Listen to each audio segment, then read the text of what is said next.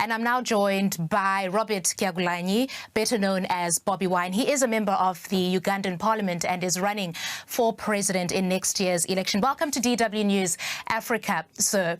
Do you think not being able to hold rallies is going to affect your campaign? Sure, it's actually not only the inability to hold rallies, but we cannot meet, we cannot go on radio stations. The last time I was supposed to go on a radio station, the military surrounded the radio station, beat up people and started arresting and harassing them.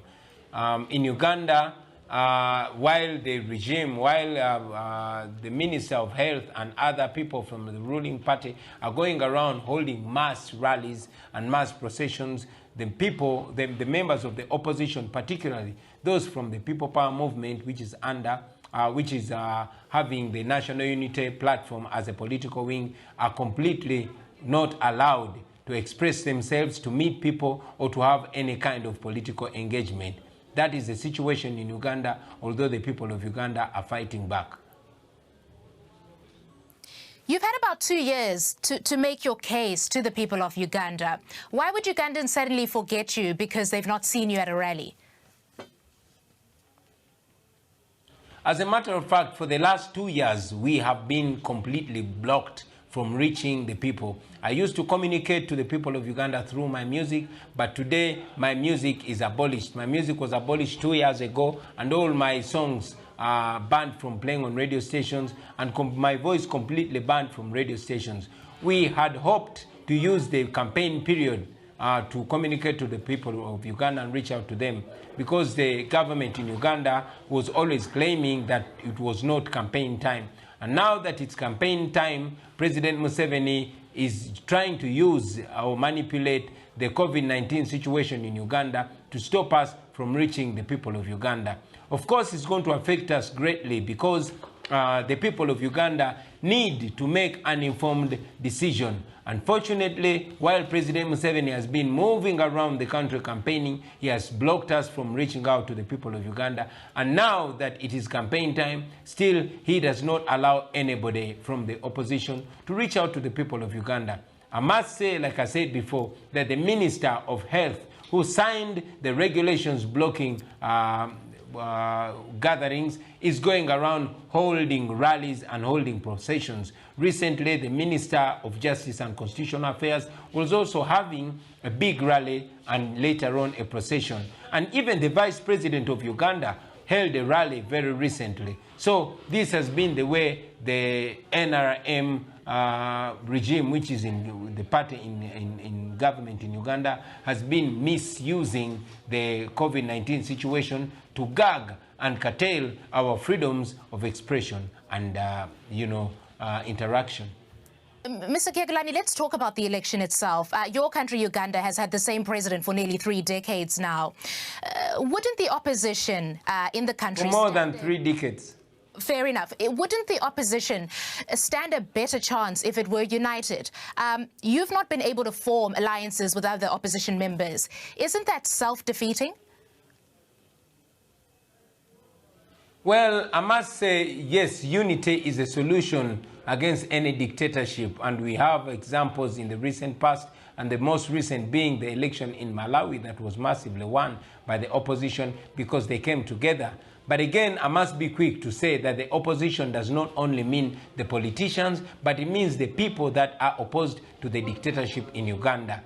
I and my team have spent the last 2 years talking to all the political players, all the political groupings in Uganda, so that we can come together. Unfortunately, there has been a lot of interest that we have not been able to agree. That being said, I know that the people of Uganda are way ahead of us. I am convinced that the people of Uganda are already united. They've been telling us while I lead the People Power Movement, and it's for the sake of the election that I, together with my team, had to create the political wing of the People Power Movement, and that is the National Unity Platform. We did this because we knew that we had to answer the cries of the people to unite. We established the National Unity Platform to unite all forces of change, but it had to come as a political party. And right now, as we speak... Sorry, I must interrupt you there because I do want to ask you this, right? What do you have to say to Ugandans who think that you've done a great job in using your voice to amplify the voices of others, especially young people in the country? But they argue that that doesn't necessarily make you presidential material. Well, I'm not here because I'm presidential material.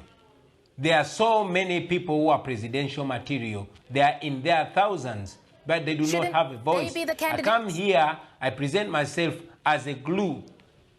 I present myself as a glue to put together all this resource. What we need right now is a leadership that will lead us through this dictatorship. Right now, as we speak, I know that I'm fully qualified to lead Uganda. But again, I know that it's not my qualifications alone. It's the qualifications of all the Ugandans that want change. I'm not doing it as a person, we are doing this as a team. But again, I must also say that I am presidential material, I'm well educated, I'm well researched and well traveled, but most importantly, if we are to compare with the president that has presided over our country for more than 34 years, he is not as educated as I am.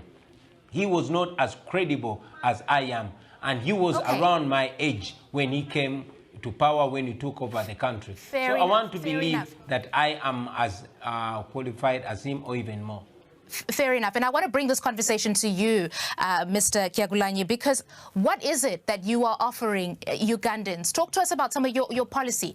Let's talk about next year's election. Assuming you get the job and you are president of Uganda, what is the first thing, for example, that you'll do as the president? I, together with my team, want to put an end to a lawless leadership. We have 5 core principles that we are targeting. One is the rule of law and respect for human rights, which you don't have in Uganda. The laws exist. We have the most beautiful constitution, and we have amazing laws which we do not respect, which the government in Uganda does not respect. So we want to return the rule of law and the respect for human rights. As a common person, one of our biggest cries has been the health sector, because we lose so many people that we shouldn't be losing. More than 300 children a day and more than 19 women giving birth die in Uganda on a daily basis. We want to improve the health sector. We want to improve education. We want to improve agriculture, because that is the bedrock of our economy. We want to bring back the ownership of the natural resources and land of our country to the hands of the people. And most importantly, finally, we want to unite our deeply divided country, divided along ethnic, class, and religious and political lines. We want to unite our country and then project a better image of our country, because we as Ugandans, we are better than the way we are being represented, or rather misrepresented.